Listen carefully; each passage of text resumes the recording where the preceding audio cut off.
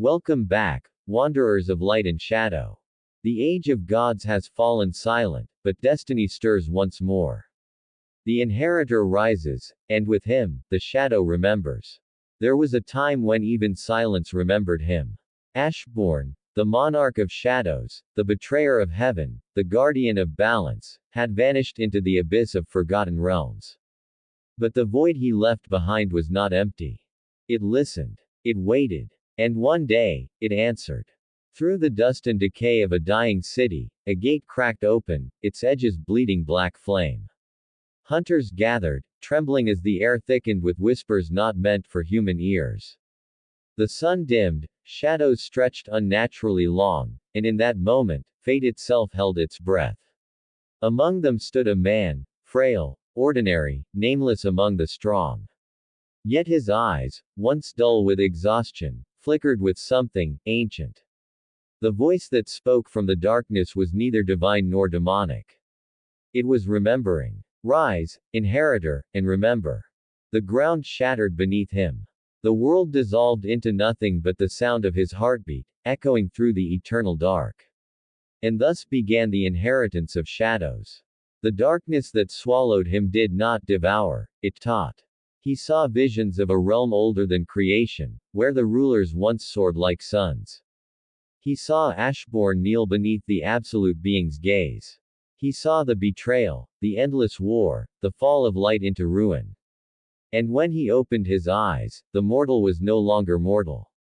From his shadow, soldiers rose, silent, loyal, eternal.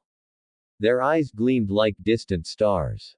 And within him burned a fragment of Ashborn's soul, whispering not of power, but of duty.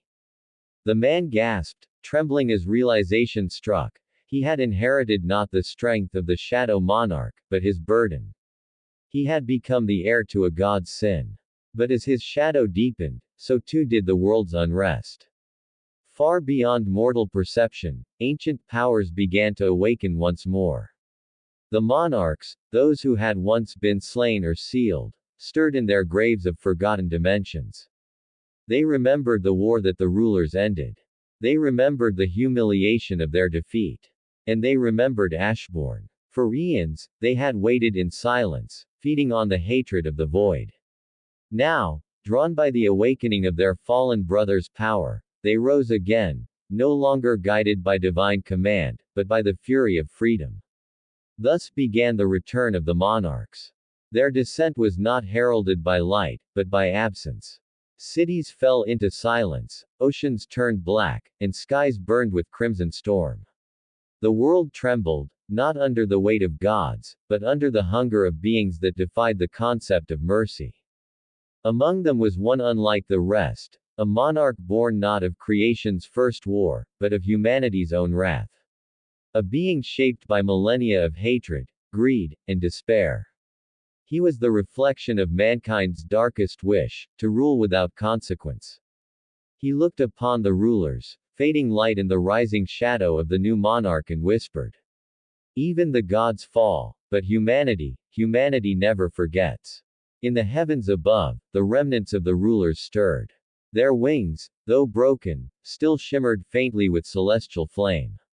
One by one, they rose from their thrones of silence, gazing down upon the mortal world now teetering between salvation and oblivion. They had failed to preserve balance once before. They could not fail again. And so they descended, not as conquerors, not as gods, but as guardians cloaked in humility. They walked among humans, unseen, whispering courage into trembling hearts, faith into despair. But even they feared the prophecy, the last words of Ashborn before his fall. When the shadow remembers its name, the world will end, and begin again. The inheritor, now the living shadow of Ashborn, stood at the heart of that prophecy. He alone held the choice to destroy or redeem all that remained. And as the monarchs, armies marched, and the rulers, light burned dim, the mortal understood the truth that even gods had forgotten. The final battle would not be fought for dominion, but for meaning. He closed his eyes, feeling the weight of countless souls behind him, every life, every death, every whisper of faith that had ever reached toward the heavens. He spoke, not as a king, not as a god, but as a man who had seen both light and darkness and found beauty in their struggle.